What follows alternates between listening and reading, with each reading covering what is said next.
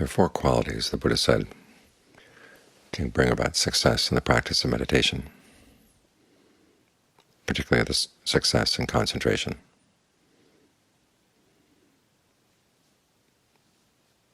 Desire, persistence or effort,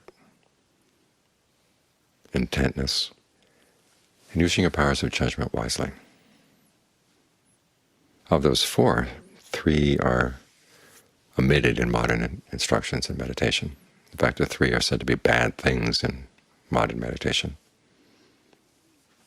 Desire is bad, efforting is bad, judging is bad. And even with intentness, paying attention carefully to the present moment, the meaning has changed. A lot of this comes from the fact that most people are taught meditation on retreat, in this kind of a pressure cooker atmosphere in the retreat. People could have gone on vacations other places, but instead they're spending their time in a meditation hall, and they want something to show for it. And so to avoid explosions in this pressure cooker, teachers will say, have no goals, there is no such thing as success. There's simply the present moment, which may get people through the weekend or the week or whatever.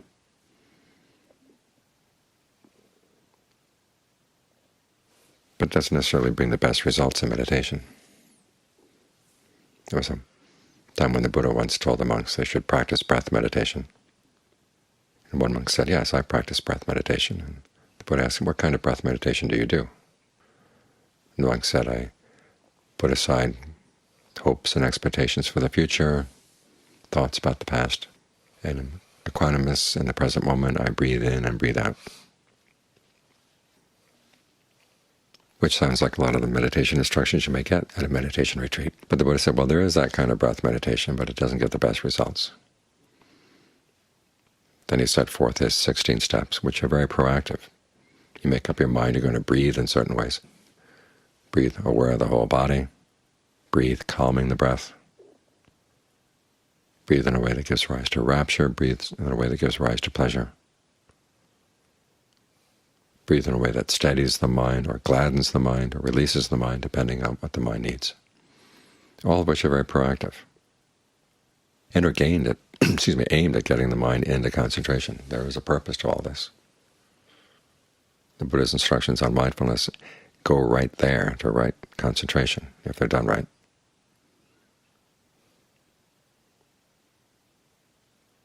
A lot of the reason why those bases for success got pushed aside or even said to be bad things is people are pretty immature about how they approach their desires and their effort and using their powers of judgment. So this is an important part of our practice, is learning how to be mature, how to deal with goals in a mature way, realizing that we've set ourselves a large task here. To put an end to suffering requires really understanding the mind, training the mind, bringing the mind into states of concentration so that it can see itself clearly. That's a big task. So learn how to approach that big task with some maturity, realizing that it has to be approached in small steps, and there will be progress and regress, back and forth, as you get to know the territory of the mind. And learning how to bear that with patience and equanimity, which doesn't mean you just simply let things slide. It means that you put in the work, you make the effort. But you have to be realistic about the goals you're setting for yourself. Set interim goals, so the task isn't too overwhelming.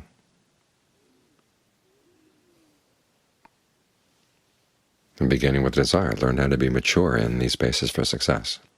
Mature desire realizes that effects come about through causes. So if you simply sit there wishing for the effects without doing the causes, nothing's going to happen. That's the kind of desire that gets in the way. If you've mastered a manual skill, a sport, carpentry, cooking, anything that requires time and energy to get really good at it, you probably have learned how to get your desire under control, get it focused on doing the steps right. And when the steps are done right, in this case, directed thought and evaluation. You direct your thoughts to the breath, you evaluate the breath so that it's comfortable. And if it's not comfortable, you ask yourself, what can I do to make it comfortable? And when it is finally comfortable, what do I do to maintain it? To keep that sense of comfort going all the way through each in-breath, each out-breath. As the needs of the body change, how do you change the breath to maintain that comfort? And then how do you let it spread? In the Buddha's analogy, it's like mixing water with dough. You want the water to moisten the entire ball of dough with nothing left over. So you want this sense of pleasure to be kneaded through the body in the same way that you would knead the water through the dough. How do you do that? You figure that out. That's where you focus your desire. And you try to make it single-minded. You're here with the breath. Anything else that comes up right now is of no interest, no importance. That's the kind of attitude I want to have. You want to make your desire focused, and focus properly on the steps. As for effort, realize there are many kinds of effort. There's the effort to prevent something from happening. In other words, unskillful things in the mind, the effort to get rid of them when they're there, the effort to give rise to skillful qualities, and the effort to maintain and develop them, all of which are different kinds of efforts. You can ask yourself which one is appropriate right now. And as for the amount of effort, it depends partly on the task at hand and partly on your strength right now. What kind of energy do you have? Reminding yourself that the effort here is not muscular effort. It's an effort in the mind, as in the passage we chanted just now. The effort to abandon unskillful qualities that have risen, the effort to prevent unskillful qualities from arising again.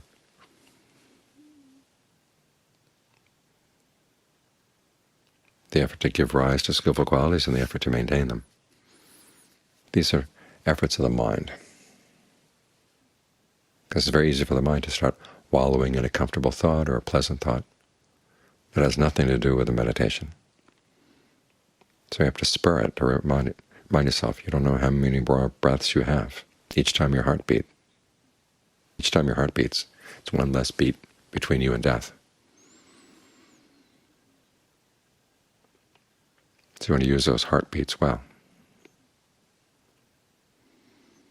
As for intentness, your intent, you pay careful attention to the present moment, but not just the present moment in a general way, specifically what you're doing and the results of your actions. You really want to focus on that. The more sensitive you are to what you're doing, the more you see where your unskillful thoughts are hiding out, or where you can improve things.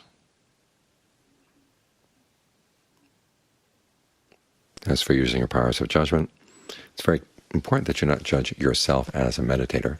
You judge what you're doing, judge your actions. And when things are not going well, learn how to be critical in a useful way, i.e. try to use your ingenuity, figure out what's going wrong and what can be done to change what I'm doing. This is the way the Buddha approached his quest for awakening. He made some pretty big mistakes. 6 years of self-torment. But at the end, he didn't let himself get down on himself. He just simply said, well, that's obviously not the way. There must be another way. This way he depersonalized it. It was simply a matter of actions and results. And then use his ingenuity. Is there another way? He thought of the time when he was young and he'd spontaneously gotten into the first jhana. He asked himself, why am I afraid of that pleasure? Because under those 6 years of torment were driven by a fear of pleasure. He realized the pleasure of jhana was not a sensual pleasure, it was a skillful pleasure, caused no harm, deserved no blame. So I gave it a try.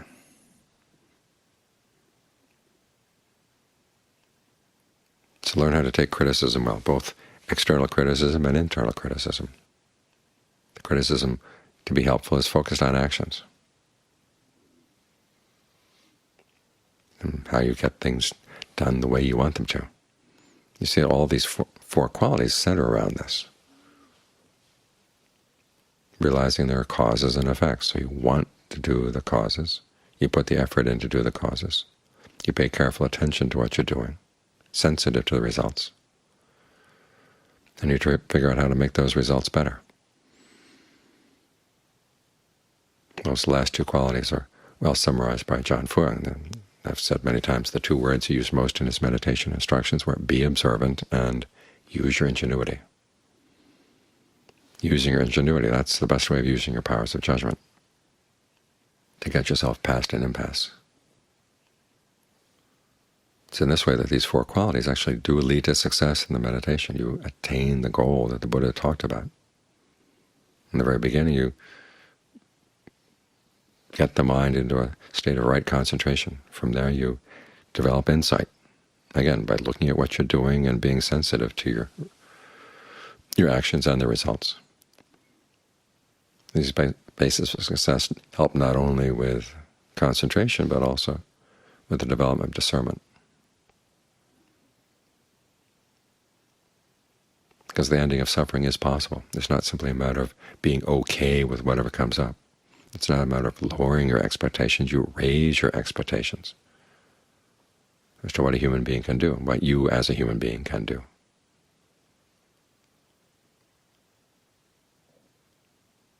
As they say in marksmanship, you don't hit any higher than you aim, so aim high. But learn how to live with a high aim in a mature way.